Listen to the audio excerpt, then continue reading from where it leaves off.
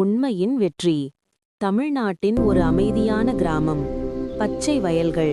காலை சூரியன் மெதுவாக உதயமாகும் நேரம். அந்த கிராமத்தில் அருண் என்ற ஒரு சிறுவன் வாழ்ந்து வந்தான். அவன் சாதாரண குடும்பத்தை சேர்ந்தவன். அவனுடைய அப்பா ஒரு விவசாயி, அம்மா ஒரு அன்பான இல்லத்தரசி. அவர்கள் செல்வந்தர்கள் இல்லை, ஆனால் அவர்களின் வீட்டில் ஒரு பெரிய செல்வம் இருந்தது. அது நேர்மை. அருண் பள்ளியில் புத்திசாலி. ஆனால் அவனுக்கு ஒரு பலவீனம் இருந்தது. அவன் தோல்வியை ஏற்க மாட்டான். ஒரு நாள் பள்ளியில் மிக முக்கியமான தேர்வு அறிவிக்கப்பட்டது. இந்த தேர்வில் முதல் வருவோன் மாவட்ட போட்டிக்கு தேர்வு செய்யப்படுவான். அருணின் மனம் பதட்டமடைந்தது.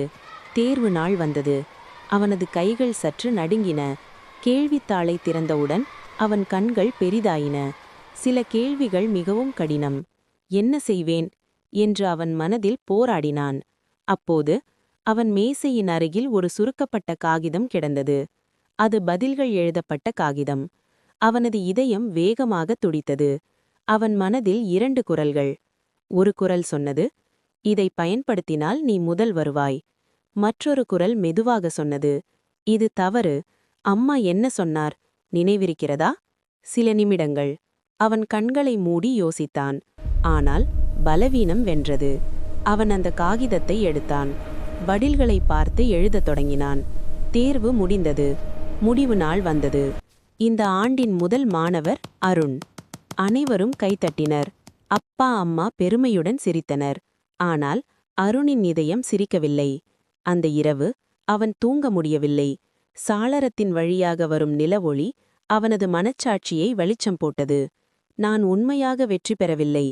அடுத்த நாள் பள்ளியில் ஆசிரியர் சொன்னார், நேற்று தேர்வறையில் ஒரு சுருக்கு காகிதம் கண்டுபிடிக்கப்பட்டது. யார் பயன்படுத்தினாரோ தாமாக வந்து சொல்லுங்கள். அறை முழுக்க அமைதி. அருணின் இதயம் வேகமாக துடித்தது. அவன் மெதுவாக எழுந்தான். சார், அந்த காகிதத்தை நான் பயன்படுத்தினேன். நான் தவறு செய்தேன், மன்னிக்கவும். அனைவரும் அதிர்ச்சியடைந்தனர். தலைமை ஆசிரியர் அவனை அமைதியாக பார்த்தார்.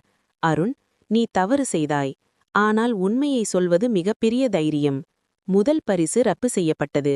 ஆனால் இந்த ஆண்டின் நேர்மையின் சின்னம் விருது அருணுக்கு. அனைவரும் கைத்தட்டினர். இந்த முறை அருணின் கண்களில் கண்ணீர் இருந்தது. ஆனால் அது நிம்மதியின் கண்ணீர். வீட்டிற்கு வந்தபோது அவன் எல்லாவற்றையும் சொன்னான். அவனது அப்பா சிரித்தார். மகனே, பொய்யான வெற்றி ஒரு நாள் மட்டும் மகிழ்ச்சி தரும். ஆனால் உண்மை வாழ்க்கை முழுவதும் நிம்மதி தரும். ஆண்டுகள் கடந்தன. அருண் ஒரு உயர்ந்த அதிகாரியாக வளர்ந்தான்.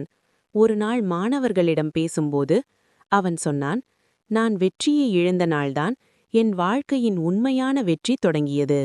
கதை நெறி. தவறு செய்வது மனித இயல்பு. ஆனால் அதை ஒப்புக்கொண்டு திருத்திக் கொள்வதே உண்மையான தைரியம். நேர்மையில்லாத வெற்றி வெற்றியே அல்ல.